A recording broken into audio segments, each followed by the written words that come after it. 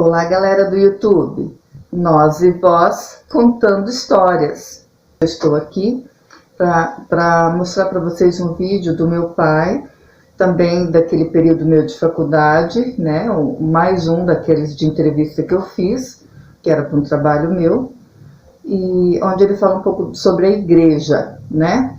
O meu pai, ele tinha um amor muito grande pela nossa igreja, nós somos católicos. E então ele falou um pouco, né, sobre isso, e eu levei tudo isso aí para a faculdade.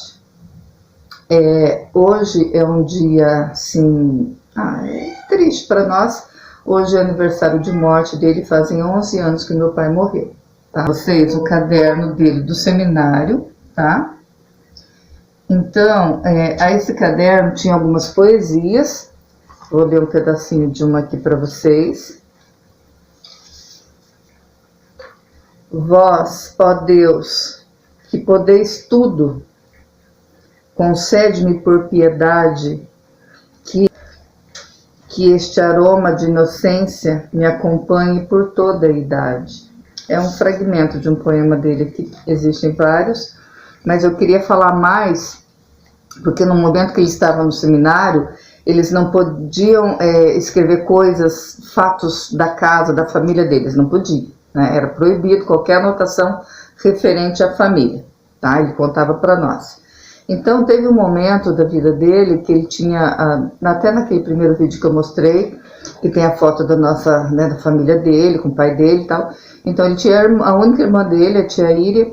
Então teve um momento que ela se apaixonou por alguém e acho que o pai não queria muito, né, o pai deles, e ela resolveu ir embora com o rapaz. Na época era assim, comum, né, fugia, né, então esse acho que é o termo.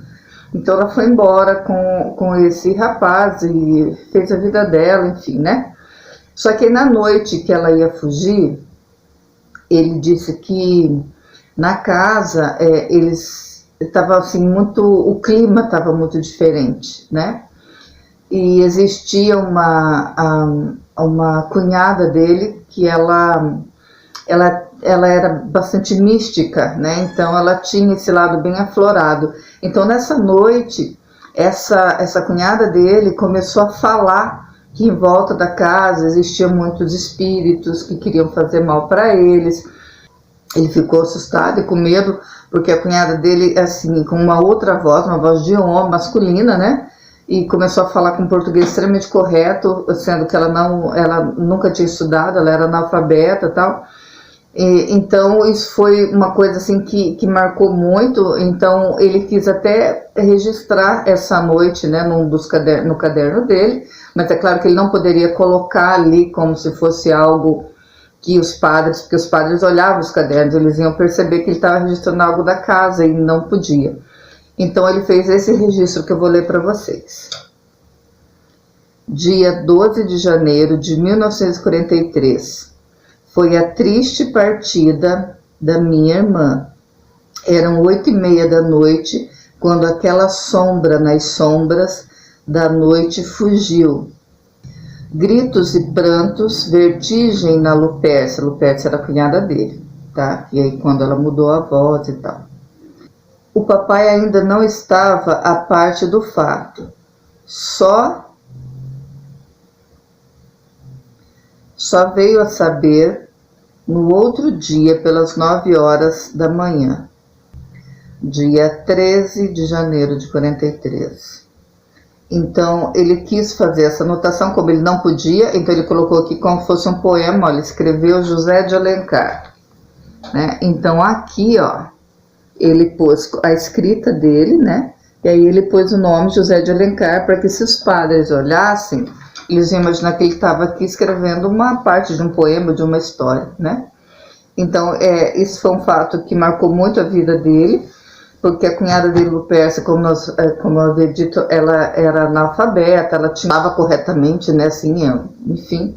Então, aí, de repente, aquela voz de homem, que não era a voz dela, um português corretíssimo, né? E falou que a casa estava cercada de espíritos, que eles queriam fazer mal para eles, mas que esse mesmo homem, essa mesma voz que falou, queria protegê-los. E foi no momento que a minha tia Iria foi embora, né? Fugiu, essa sombra na sombra seria ela que saiu para se encontrar com o rapaz e foram embora. Então foi um momento assim que marcou muito a vida deles. E eu acho assim, a gente é interessante, né? Porque eles não podiam fazer esse tipo de anotação, alguma regra da igreja, talvez para que eles não ficassem pensando muito na casa, né? Na família e tal. Então não se podia ter muito isso. Então ele fez essa anotação no caderno, como se fosse, né, um texto. Olha o caderno dele. Gente, olha isso aqui. Né? Então se ele anotou isso aqui em 43, aí é dessa época, né? Olha a letrinha. Então são coisas assim que eu guardo dele, são coisas muito antigas, né? Que eu tenho aqui. Eu guardo tudo isso comigo. Mas então, vamos lá pro vídeo, vou deixar vocês com o vídeo dele, tá? E é uma forma de fazer uma homenagem nesses 11 anos que nós estamos aqui, né? Sem ele. Cristo nasceu em Belém e quando ele tinha 30 anos, ele procurou angariar 12 discípulos que o acompanharam durante a vida inteira.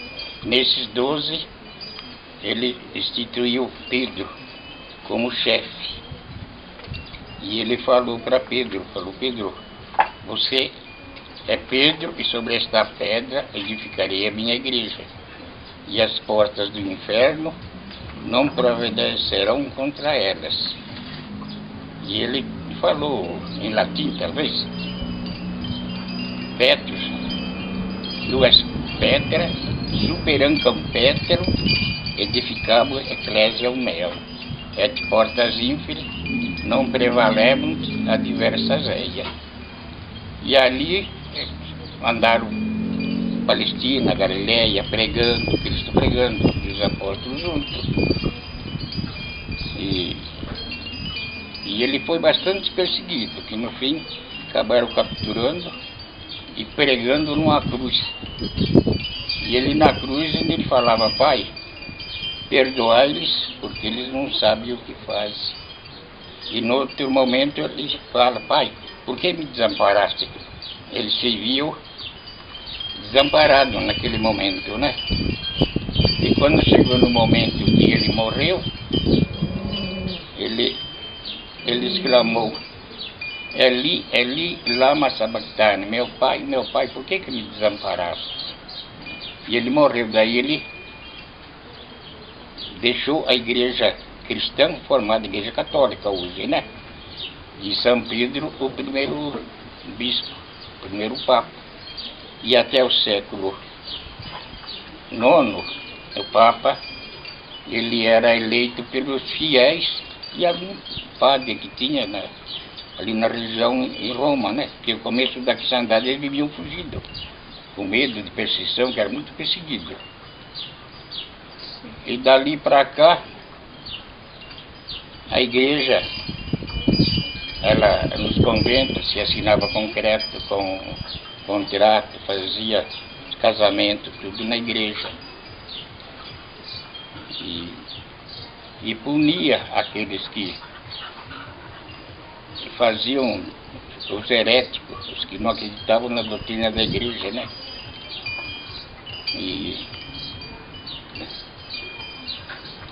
E aí começou a infiltrar os costumes mundanos dentro da igreja. Teve muito bispo, padre, que ele era nomeado como se nomeia um prefeito hoje, e eles escandalizaram muita igreja. Aí entrou o Hildebrando VII, foi no século já XIII, e ele tirou todas essas coisas fora da igreja e obrigou aqueles imperadores, os reis, a obedecer o estatuto da igreja. Os que não queriam, jogavam fora, eles excomungavam e interditavam. Então, na interdição, o reino onde esses feudos tomavam conta, não se repicava mais sino, não tinha as igrejas que fechavam, não tinha missa, nem morte, essas coisas, não tinha mais nada, né? Só dava sacramento se estivesse morrendo nas últimas E dali veio vindo, começou a entrar a Inquisição, os hereges. Aí a igreja ela formou um tribunal da Inquisição. Aí esses eram levados presos, era a igreja que comandava, e aquilo punia. Eles eram bastante punidos. Essa Inquisição ela teve um tempo muito difícil na Espanha. Lá muita gente foi queimada viva, né, que não queria renunciar ao que eles tinham falado, não queria aceitar a igreja. E a Espanha ela ficou livre de mais perseguição por causa disso aí mesmo. Entendeu? Agora fala do seminário também. Bem, seminário. Estive no seminário nos anos fim de 38, fiquei 5 anos, era para ser padre.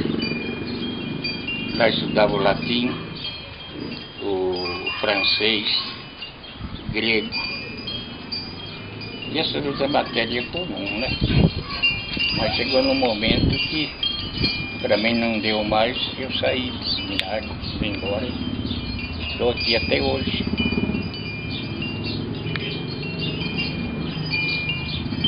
Chegou?